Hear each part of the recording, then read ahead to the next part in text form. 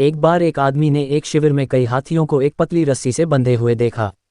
रस्सी बहुत कमजोर थी, फिर भी हाथी उसे तोड़कर भागने की कोशिश नहीं कर रहे थे।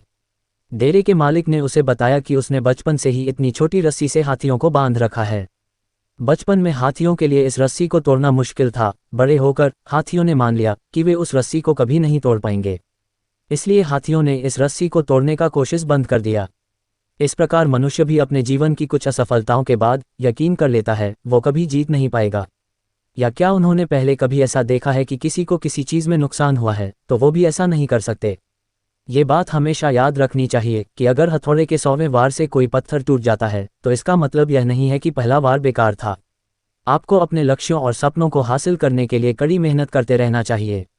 एक दिन आप निश्चित रूप से इतने लायक होंगे कि आप अपने मकसद को हासिल कर सकेंगे। बहुत पुराने समय की बात है।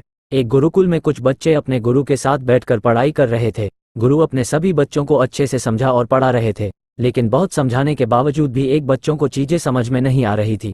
गुरु ने उस बच्चे से गुस्से में अपनी हथेली दिखाने के लिए कहा। बच्चे का हाथ देखकर गुरु ने बच्चे को पढ़ाई छोड़कर घर जाने के लिए कहा, क्योंकि उस बच्चे के हाथ में पढ़ाई की रेखा नहीं थी।